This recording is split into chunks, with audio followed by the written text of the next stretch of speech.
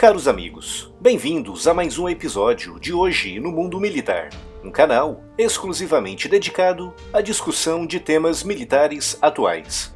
Neste vídeo falaremos sobre o Mossad, um dos mais secretos e desconhecidos serviços de inteligência de todo o mundo.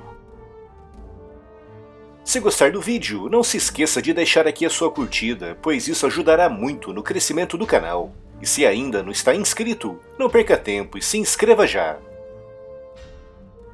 O Estado de Israel foi oficialmente criado no dia 14 de maio de 1948, e logo no dia seguinte, 15 de maio, uma coalizão de países árabes liderada pelo Egito e formada por quase 100 mil soldados do Iraque, da Síria, da Transjordânia, do Líbano, da Arábia Saudita, do Iêmen e de inúmeros outros países árabes no Oriente Médio e na África, atacaram os israelenses com o objetivo de exterminar aquela nação logo à nascença.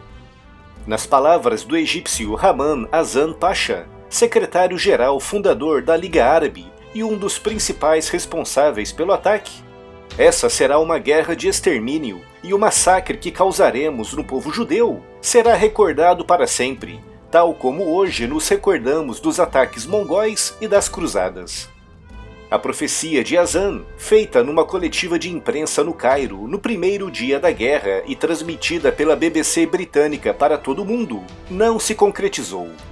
Israel, que contava com menos de 20 mil militares treinados, derrotou de forma espetacular os 100 mil árabes que atacavam a partir de todas as frentes.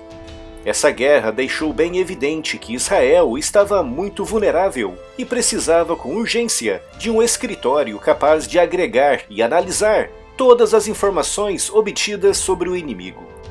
E foi com esse objetivo que em dezembro de 1949 nasceu o Instituto Central de Coordenação, rebatizado mais tarde como Mossad, uma palavra hebraica que significa o Instituto. Em 1951, o Mossad foi reorganizado, tendo sido transferido para a alçada direta do primeiro-ministro israelense, eliminando muitos intermediários que atrapalhavam a ação dos seus agentes. O Mossad tem muitas responsabilidades, como por exemplo a captura de informações sobre inimigos reais ou potenciais, operações secretas sob disfarce e ações de contra-terrorismo. É a única instituição israelense que não é obrigada a seguir as chamadas Leis Básicas de Israel, que funciona como uma espécie de constituição daquele país. Ou seja, o Mossad pode, na prática, atuar completamente fora do abrigo da legislação vigente em Israel, desde que sob a aprovação e supervisão do gabinete do primeiro-ministro. O Mossad é formado por 8 departamentos, com o maior deles sendo responsável por coletar informações do inimigo, seja através de satélites, interceptação de comunicações telefônicas, eletrônicas ou de rádio, e também através de agentes infiltrados no terreno. Os agentes desse departamento atuam sempre sob disfarce, na maioria das vezes como funcionários diplomáticos. Mas se o Mossad como um todo já é uma organização extremamente secreta, um dos seus departamentos é particularmente ainda mais. Trata-se do Cesareia, um departamento dedicado exclusivamente a ações diretas contra o inimigo. É nesse departamento onde funcionam as chamadas unidades de assassinato, como Metzada, formada por pequenos grupos de combatentes de elite dedicados a ações de sequestro, assassinato e sabotagem, e também o Kidon. Se o Metzada é formado apenas por combatentes de elite, o Kidon é ainda mais seletivo. Não é preciso dizer que muito pouco se sabe sobre o Metzada e ainda menos sobre o Kidon. Sabe-se apenas que essas unidades existem e conhecem-se apenas alguns poucos detalhes de ações nas quais tiveram participação. O Mossad também tem um departamento dedicado exclusivamente a financiar startups tecnológicas por todo o mundo. Sempre que uma empresa surge no mercado com uma ideia de produto ligado ao mundo da vigilância eletrônica, o Mossad atua rapidamente através desse departamento, financiando a startup através de fundos de investimentos espalhados por todo o mundo. Através dessas ações, o Mossad consegue ser sempre um dos primeiros escritórios de inteligência a ter acesso à tecnologia de ponta na área da vigilância eletrônica. O Mossad é tão secreto que não há certezas nem mesmo sobre o seu número de empregados, com informações oscilando entre os 1.000 e os 1.500 funcionários diretos. Mas se considerarmos os agentes infiltrados e as empresas de fachada criadas internacionalmente, algumas fontes avançam números que rondam os 25 a 30 mil. Com base em ações executadas no passado, há evidências que indicam que o Mossad tenha agentes infiltrados nas principais agências secretas e instituições governamentais de todo o mundo, algo que ficou bem evidente através das ações de Eli Cohen, que no início dos anos 60 era um alto funcionário do governo sírio, amigo íntimo do presidente e que na época estava cotado para o cargo de ministro da Defesa da Síria. Descobriu-se mais tarde que Eli Cohen era, na realidade, um agente infiltrado do Mossad, que repassou informações extremamente importantes e que ajudaram muito na rápida vitória israelense na Guerra dos 6 Dias, em junho de 1967. Uma das primeiras grandes ações do Mossad que atraiu a atenção mundial foi a prisão na Argentina de Adolf Eichmann, antigo oficial nazista das SS, responsável por toda a parte logística do Holocausto. De acordo com documentos capturados após a guerra, Eichmann foi o responsável direto pela organização do transporte de mais de 3 milhões de judeus para campos de extermínio. Conseguiu escapar nas semanas finais da guerra, acabando por estabelecer-se na Argentina nos anos 50.